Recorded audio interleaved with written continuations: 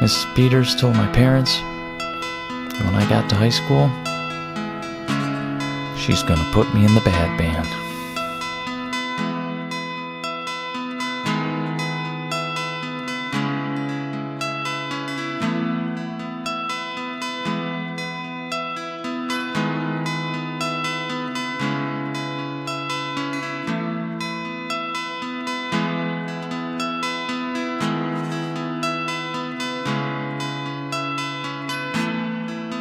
You're so talented. You're so smart.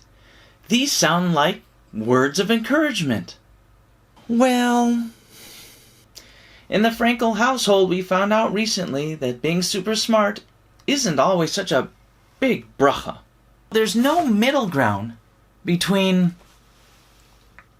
encouragement and criticism.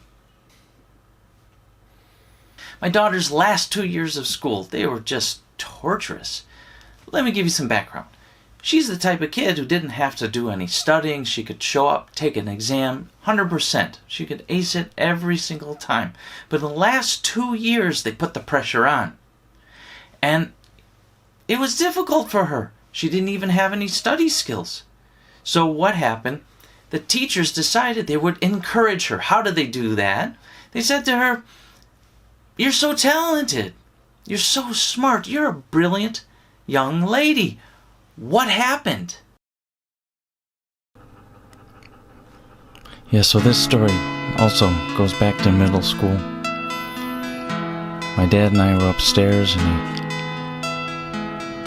he took this case out of the closet and he opened it up, and there was this wooden French clarinet, just filled with dust. He pulled it out, he blew it off, put it together, put some spit on a reed, and he proceeded to play a jazzy version of Deep Purple. I mean, it was amazing. I said, "Dad, what is that thing?" He says, "Son, that's the licorice stick." Passed over the baton. What do you say we jump over to the whiteboard and get to the bottom of this encouragement thing?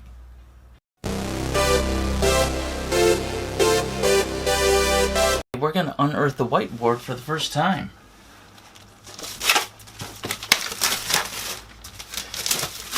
Have you ever noticed that you have to unearth it? In order to reveal something, you actually have to take away its earthiness.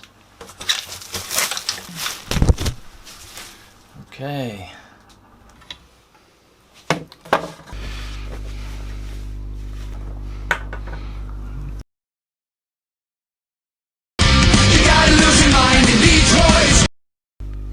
In Hebrew, encouragement is called idud, transliterated idud.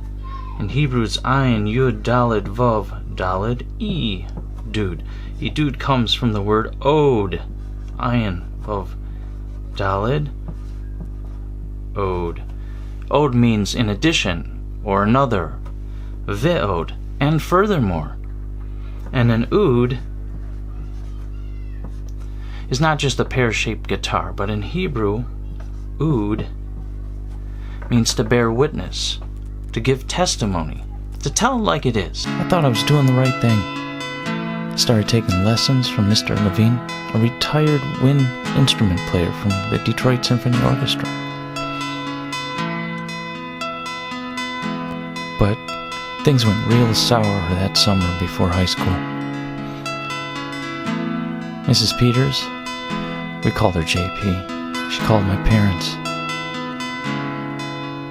"Do you realize that your son still has his instrument sitting in the closet in the band room?" Oh, my parents were livid. The problem is, I had a talent. So here's a working definition for idud. To strengthen or say reinforce an existing state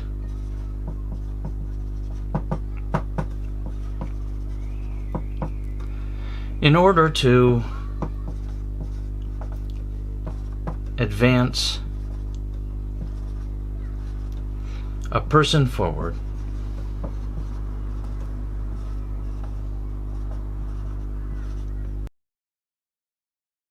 there are two inferences that we can derive from this dry working definition. Number one, stay real, dude. If a child's misbehaving and we tell him, you're such a good boy, or you behaved so nicely, well, that might trick him into becoming a good boy, but let's be honest.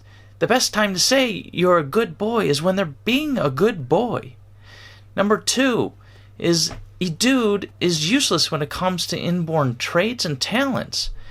Telling a girl that she's very smart or she has great analytical skills is not going to encourage her to develop those skills.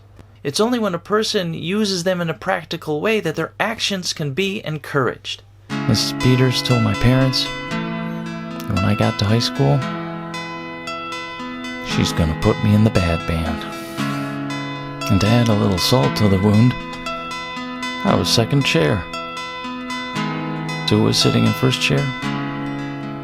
None other than one of the burnouts. I don't know if you know what burnouts are, but back in my time, they used to wear leather jackets, jeans, and one thing I never really got about them, they used to skip school a lot. They hated school. But once school was out, they would stand together on campus and smoke cigarettes.